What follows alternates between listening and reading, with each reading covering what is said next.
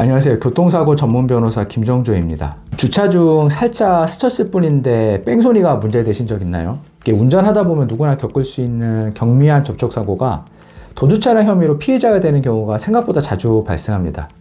특히 운전자가 충격을 인식하지 못했거나 크게 문제될 게 없다고 생각하고 현장을 떠났을 때도 뺑소니로 처벌받을 수 있는 위험성이 있습니다. 뺑소니는 단순한 사고가 아닌 사고 후 조치 없이 현장을 이탈한 행위 전체를 말합니다. 즉 사람을 다치게 하지 않았더라도 사고 사실을 인식했음에도 불구하고 필요한 조치를 취하지 않고 떠났다면 처벌 대상이 됩니다. 인적 피해를 유발한 도주치상은 징역 1년 이상, 물적 피해만 있는 물피도주도 징역 5년 이하 또는 벌금에 처해질 수 있고 운전면허 취소 정지 등의 부가처분까지 따릅니다. 사건 초기 피의자들은 대부분 전혀 몰랐다고 주장합니다. 하지만 경찰은 피해자 진술, 블랙박스 영상, CCTV 자료 등을 통해서 운전자의 사고 인지 가능성을 판단하고 사고를 몰랐다는 주장만으로는 무혐의 처벌을 받기 어렵습니다. 경미한 접촉사고라도 뺑소니 사건으로 비화가 되면 수사 단계에서의 초동 대응이 가장 중요합니다. 경찰 조사에서의 단어 선택, 진술의 일관성, 태도 등은 기소 여부와 형량을 좌우하는 핵심 요인입니다. 이 과정에서 법률적 조언 없이 단독으로 대응하면 위험할 수도 있습니다. 뺑소니 혐의를 벗거나 형량을 낮추기 위한 몇 가지 준비 과정을 소개해 드리겠습니다. 먼저 조사 단계에서 한 번쯤은 생각을 하고 진술하셔야 됩니다.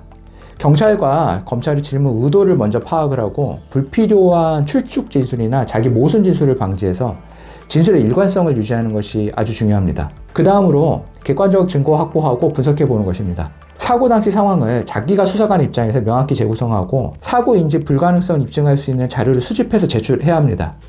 블랙박스 CCTV 영상 분석, 차량의 손상 상태 감정, 필요시 음향 전문가의 의견서 등 설득 능력 있는 반증 자료를 확보해서 무혐의 입증에 결정적인 역할을 해야 합니다. 또한 피해자가 존재하는 사건이라면 피해자와의 합리적인 합의가 필수적입니다. 피해자와 원만한 합의를 통해서 처벌 분원 의사를 만약 받아낸다면 기소유예든 불기소든 집행유예 등 결정적인 변수로 작용을 합니다. 끝으로 양형 자료도 철저히 준비해야 합니다.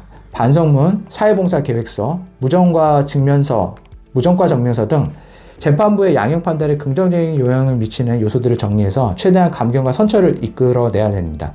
형사사건이 끝난 후 만약 보험사에서 구상권 청구나 손해배상 소송을 제기하는 민사 문제가 남아있을 수 있기 때문에 형사, 민사, 보험 문제를 통합적으로 관리해서 대응하는 전략이 필요합니다. 만약 경미하다고 여겼던 순간의 판단이 운전면허 취소, 형사처벌, 경제적 손해로 이어지는 경우가 있습니다. 경찰 조사 통보를 받은 순간부터는 모든 진술과 대응이 향후 수사 결과를 결정짓는 핵심적인 열쇠라는 점 기억하시고 억울함을 바로잡고 불이익 최소화하기 위해서는 정확하게 법률적 대응을 시작해 보셔야 합니다. 시청해 주셔서 감사합니다. 김정조 변호사였습니다.